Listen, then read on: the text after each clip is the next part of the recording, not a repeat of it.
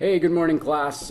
Can't believe that it's already week 4 of teaching techniques, so let's just jump right into the course overview for the weekly module for course 4, and let's start working through it. So we can see here on the weekly modules page, week 4, we're going to be working on our lesson plan this week that we've been preparing for, using the topic and objectives that we have been preparing in the first couple weeks. We're also going to learn a little bit more about critical thinking, which is one of our Boise State student learning outcomes for the program and the institution, as well as some effective questioning as we start to look at our discussion board. So we do have the lesson plan assignment and then the discussion board that we're going to be working on. All right, jumping into the week 4 module. First thing we're going to do is look at sources here on critical thinking. Then we're going to talk about the discussion board, and finally outline what the lesson plan assignment is going to be all about. So let's just jump into the first little module here, which is critical thinking. Of course, we probably heard a lot about critical thinking as we were going through the clinical portion of our respiratory therapy degrees in our associate programs. And a lot of times when we're teaching critical thinking to associate degree students, we do it in a form of providing the recall information to the students so that they can understand what it is that they're actually learning. So they kind of have to memorize a bunch of facts. So all of the policy and procedure and techniques for doing a certain type of therapy, what are the contraindications, the indications, the hazards, the adverse effects, along with what are your blood gas values, what are your lab values, your x-rays, all of those types of things. Being able to see the findings from each of those assessments, and then using critical thinking skills to be able to analyze all of that information together into an application type of environment. So you're using that critical thinking skill in order to not just recall a fact or to know an answer, but to use that information that you know in order to actually put it together into actually develop a plan of care for your patient. And so that's where most of our critical thinking understanding comes from an associate degree level. So we're going to kind of just expand upon that a little bit and look at how we're going to use that in how do we teach it. Obviously we can, and then how do we use it in order to evaluate teaching. So as we look at it a little bit deeper, you can see here we're gonna look at how it's actually developed. Did we always have it, or did it just need to sort of be brought out of us, or did we actually have to gain it while we were going through our formal education? And as mentioned, we kind of discussed already how we kind of teach it in the associate degree programs in respiratory therapy and truthfully in other allied health programs as well. So a couple of questions listed here for you to consider while you're reading through some of the attachments that are listed up here, this Critical Thinking 1 and 2 PDF. Keep those things in mind because we'll be then applying those later in the assignment for this week, and you'll probably even use them in your discussion board as well. Okay, so let's take a look at the assignment for this week. So this is the lesson plan that we are building that's going to eventually turn into the PowerPoint that we're going to use to present, just like if we were standing in front of a classroom or a lecture hall, to our students or our learners, whether they're patients or students, doesn't matter. And we're going to be building this from the objectives that we have chosen in week 2, which of course grow out of the topic that we chose the very first week. So we're going to you're going to start seeing how all of this is starting to come together in order to craft a teaching outline for the lesson that you're going to prepare. It is, I'll be honest, this is probably the most difficult week just because you got to put a lot of effort and time into crafting all of your individual objectives, content, and material. Now, a lot of this stuff you guys already know because you guys do it every day, right? You're the content experts in these areas of the topics you've chosen. So that part's going to be pretty easy. And as a teacher of respiratory care, I'll say that part tends to be the easiest part of the job is because I already know the stuff that I'm teaching. But where it starts to become a challenge is how do I make sure I'm documenting everything that I'm teaching? How am I documenting and assessing my students' ability to learn? And then how am I modifying that in the future so that it doesn't take me hours upon hours every single time I want to teach this class? So it's really important that we document our sources really well, that we put citations and references into our lesson plan so that when we go back in a week or two or a month or two or a year or two to reteach this lesson, we can see the references for all of our material. We can see what quickly needs to be updated from old material to new material if new research is coming out. And it also helps us as teachers to refresh our minds as to the content that we're now going to be teaching. So be meticulous when you're doing this, and you'll see from the example that we review here what that is going to look like and why that's so important. So let's just quickly go through some of the guidelines. I do also just want to point out that there is a rubric, as with all of our written assignments, or at least most of them, so make sure you're taking a look at that to see exactly where the points and the deductions might be so that you're making sure you hit all of those required spots. So you can see here in the quick guidelines, we talk about that rubric, we talk about the topic and the audience and bringing it all together. So do not turn in a PowerPoint of your lesson plan this week. That's not what we're doing. But what we are doing is we're going to develop an outline for the PowerPoint. And so it kind of is just going that one step further, one more layer into preparing our teaching, which is such a vital aspect of teaching and assessment that we need to be thinking in mind when we prepare our material. What is the outcome? What is the assessment? And then how are we going to evaluate that and come back full circle and then make those changes? So when you do this assignment this week, remember you are making an outline, and you should turn that in via Google Doc just like the rest of your paper style assignments. You're going to prepare an outline of what your PowerPoint is going to look like. And I can speak from experience. This is something I do on a regular basis in teaching my face-to-face students in the associate degree programs. Very, very common for me to go to my textbook, read through the chapter that we're studying, and I'll highlight all kinds of information in there. And then I'll go through it a second time, and I'll start typing on my computer of the highlighted information, the material that is vital for me to give to the students. And so I'll type all of that highlighted information out that I'm going to then hopefully teach the students in my own words onto an outline. And I'll use chapter headings, I'll use subtopics, and then even subtopic details from there, and then I'll jump out to a new heading and then all the way over to another major heading. So I'm building an outline in a document. After that, I then go ahead and start building my PowerPoint based off of that outline that I've already created. So if you think about it, I've already gone, as the instructor, I've gone through that material once as a student, obviously many, many times as a student, but we're pretty far removed from that in a lot of cases once we become full-time educators.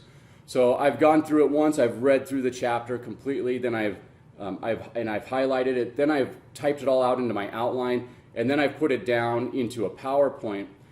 So by the time I actually teach that PowerPoint to my students, I've probably gone through it at a minimum of 3 times just in preparation, and probably 1 or 2 more times after that just in review of the course that I'm going to be teaching face-to-face. So there's a lot of review that goes into that just in the process of preparing it.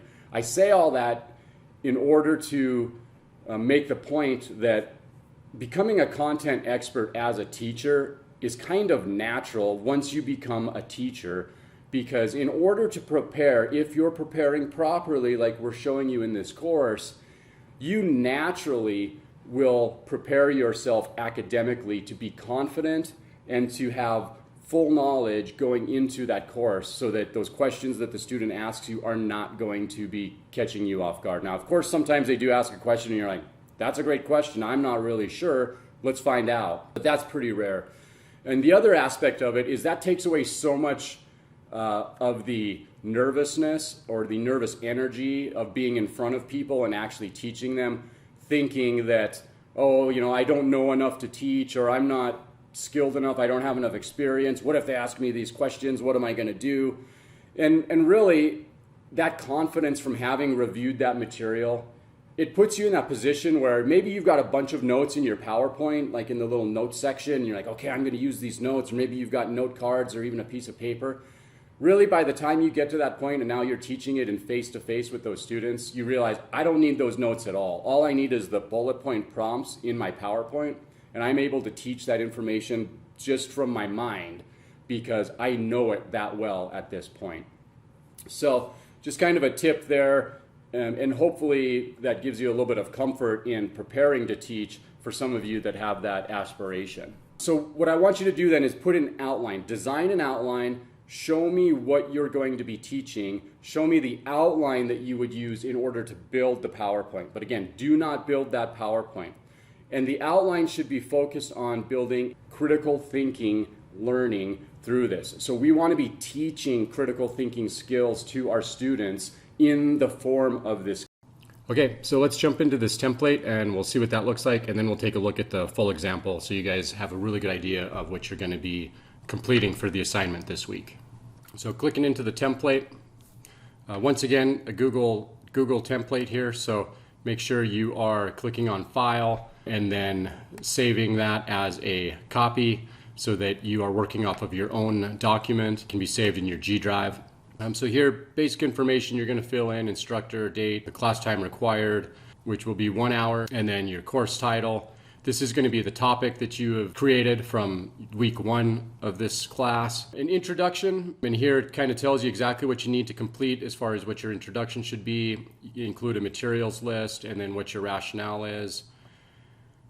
You need to think about what is how are you going to assess your students. So similar to how we looked at learning styles, we need to be able to very quickly at the beginning of our course take a look at what our students already know, which is going to then change in real time how we're going to be presenting the material that we've prepared with our lesson plan. And then our 3 objectives, which you guys did in week 2 of this course. So those will all be listed here.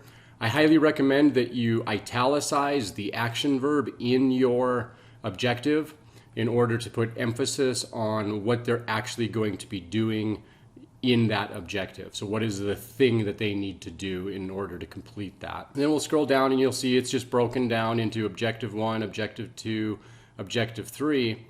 And all 3 of these are exactly the same. So the content, method, assess and measure, you're going to be doing the exact same process for each one. So it's kind of like a little cookie cutter or a template for each objective. Now, all of the information is going to be different within these, but it's going to be similar in that you're going to list the content. You're going to detail what is it that I'm going to provide via the content in order to support this objective.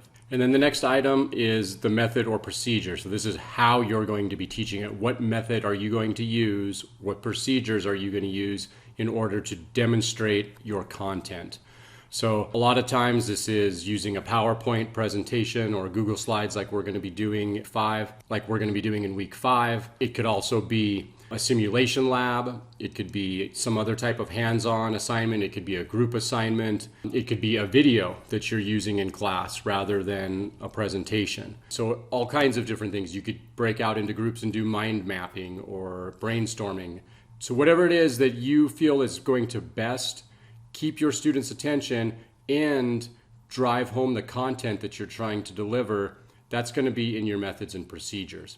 Now, when you're filling out this section, it's important to look at the text, go online and find resources in order to figure out how am I going to support what I'm doing. So not just here's what I'm going to do, but why am I choosing this particular method or procedure in itself. So try to have a little bit of support with citations and references in order to demonstrate that you're not just throwing this stuff out there on a whim and seeing if it works. We actually have good sourced material that is demonstrating to us, hey, this is the type of method I should be using and this is why I'm doing it. And then the last item is assess and measure. So then this takes us to the point of like doing a formative assessment on our learner. So it could be in the form of a quiz, it could be a test, it could be a lab simulation or a practical, something like that. It could be something as simple as a teach back method. You could ask your patient to repeat back to you the information that you've given to them in order to know that they've received it and that they understand it. It could also be a return demonstration. Also make sure that you are identifying it as a formative evaluation. Now, if you're not quite sure what the difference between a formative and a summative evaluation is, that's something we're going to learn in this course. A quick search yourself would give you a little bit more information about this. But just in very brief, a formative evaluation is something that we do along the way as we're evaluating students. So we've given them some information and then we're going to evaluate them along the way of their learning. Whereas a summative evaluation is at the very end of the learning. So formative would be like a checkpoint, and a summative would be end of session, cumulative type of assessment. And so scrolling down, objective 2 and objective 3 are exactly the same. There is a separate heading for refocusing activities. In this situation, you can list your refocusing activities here. You can also point out refocusing activities in your assessment and measurement or your methods and procedures section of the objectives themselves. Wherever you put it, doesn't matter, just make sure you're pointing it out as a refocusing activity so that it's clear that's what you're using it for. Also, here I want you to explain the proper usage of a refocusing activity. And so briefly what that is to take students, for example, if we do a breakout session and they're in a group and there's 3 or 4 of them working together. After about 5 to 10 minutes, they've pretty much achieved everything they're going to achieve, and their conversation is going to start to migrate away from the content and into social things. They're going to start talking about their kids, their families, their work, what they did over the weekend, what are their hobbies, so on and so forth. So if we want to bring them back into the content of the course, we need to refocus them.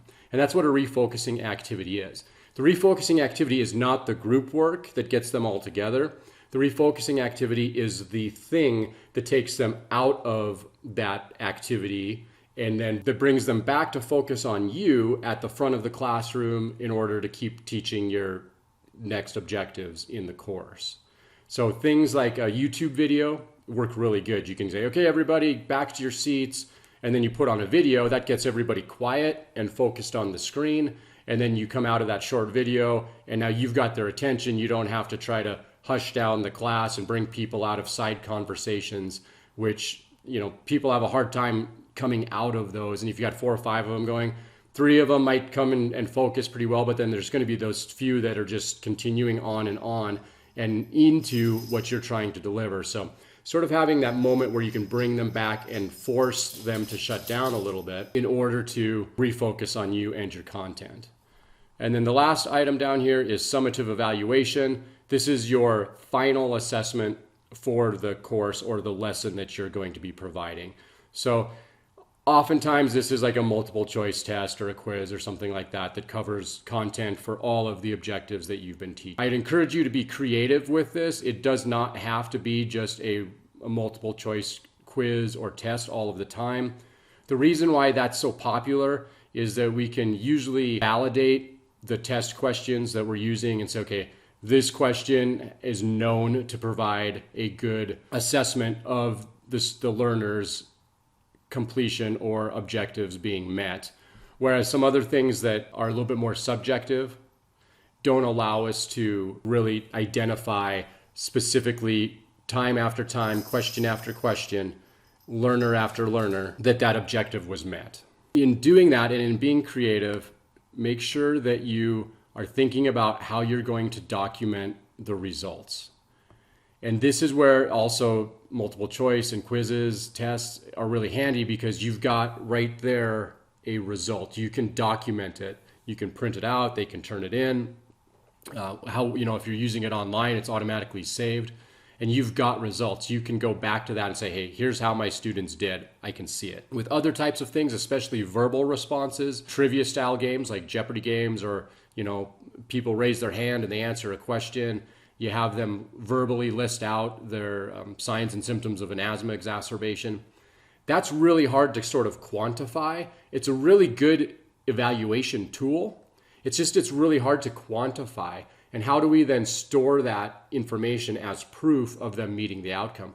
So think about that as you're moving through these and how you're going to evaluate what you've done with your students. And then the last section, of course, adding the references from the citations that you used up in these sections earlier.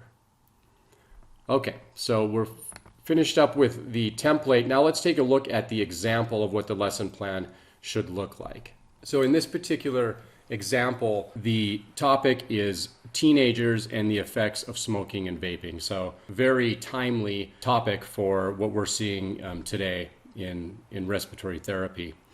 So most of this stuff here on top is fairly straightforward. You can see the 1 hour course time. There's the course title, and then the introduction, talking about who it's actually going to be delivered to. Here it's the 7th grade students. They're in the middle school. Here's what the lesson is going to focus on. And then here is some of the materials that the teacher, you are going to be using in order to present this material to the students. Rationale, so here is why she's presenting this material. It's evidence suggested that most smokers have their first cigarette before becoming adults. So she's using actual data here. There's referenced material. You can see it here. It is APA cited material. So this is where it's really important that you're citing correctly and then that you include those references. Now, as this course is taught year after year, you could easily click into these references and see, is there new information? Is this reference still current? Or do I need to update some of my material? The other nice thing about this is it's very specific. It gives this teacher the ability that when she reviews this, it's going to allow that teacher to refocus on the items that they need to be teaching. Further breaking down techniques in the materials list, so it goes into a little bit more detail on what it is that the teacher is going to be using and where they're getting some of this information. Pre-assessment tool. So this teacher has decided to do an anonymous survey with open and closed-ended questions. So you can see how they're working in content from the course that we've already talked about up to this point into the lesson plan and into the materials. So this is going to give our teacher or ourselves here a really good idea of what do our students currently know, what are their current practices, how much are they actually using or seeing this thing out in the public or amongst their friend groups. And then very good that they pointed out, this will allow me to adjust my teaching based on their knowledge. Just because we create this lesson plan and we put it on a PowerPoint and we go into a classroom, that doesn't mean that's going to get taught exactly the same way as we've planned it out. Lots of things might change based off of our learners' current knowledge of the topic that we're teaching them. The objectives that this teacher is going to be using is identify, demonstrate, describe, illustrate, discuss. You can see they're italicized in order to add the emphasis to the items that they're going to be portraying. And then objective 1, poisons in cigarettes. What's the content that I'm going to be delivering to these students in order to talk about the poisons that are in cigarettes? And you can see lots of information here that's been cited. So this is very, very good. This again allows this teacher in future renditions of this course to have this material and the references for it at the fingertips, so it's very easily updated if need be.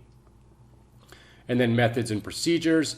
This is how they're going to teach the content that they just laid out, including some links to YouTube, sort of some videos that are going to demonstrate some of the content. So in these situations, you could easily identify that as a refocusing activity. If you had been previously doing a group activity or a discussion that lead into that. This teacher's also using a projector in order to display lists and images of these things, and also putting the videos within the slide presentation is a really great idea to have smooth transitions without having to sort of like awkwardly go between your browser and your PowerPoint or to switch screens or do something like that. And then assessing and measuring this objective, you can see this teacher is going to ask students to write down ways that nicotine addiction can affect you at school. So this is a formative evaluation, and then each group is going to choose a student to read the group answers out loud. And now this is really good because you can use those written down sheets that each student did, and they can turn those in individually, and that's going to work as a record of your objective being met. If all you had was just one spokesperson from a group of 4 students standing up and saying, here's what we thought, here's where our ideas were, that might very well in the moment demonstrate to you, the teacher, that they're meeting those objectives, but you don't have a quantified way of putting that into the grade book.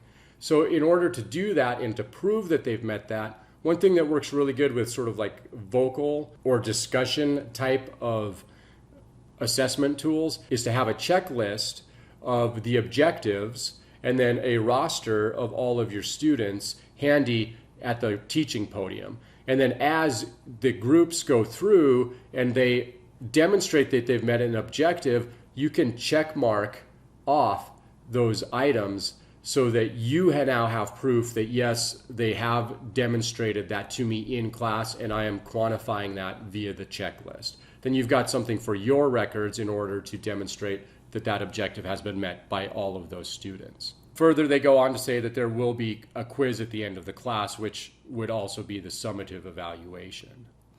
I'm not going to go through each of these objectives individually. Again, they just follow the same template: content, method and procedure, and assessment and measurement. Now note that even though they are putting URLs here, that is not their citation. They are actually using a proper APA citation for that source. They're simply listing those hyperlinks and URLs in there so that when they're reviewing this, they can click on that hyperlink and it goes right to it. And so everything's really handy for this teacher then to teach this course or this lesson a second time. One other suggestion for some assessments and measurements, you could see here, this teacher went out and found a great source called 15 Assessment Activities.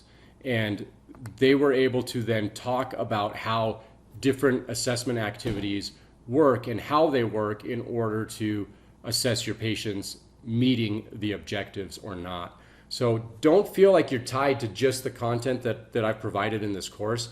Really, I want you to be able to use critical thinking, to know what you need to know, and then go outside the box a little bit and find some other sources to bring into this. You're not limited to just the items that I've given you.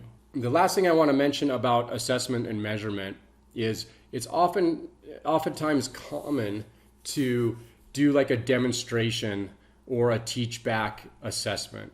So when you have, let's say you're doing, show me how you're going to use your peak flow meter for an asthmatic patient.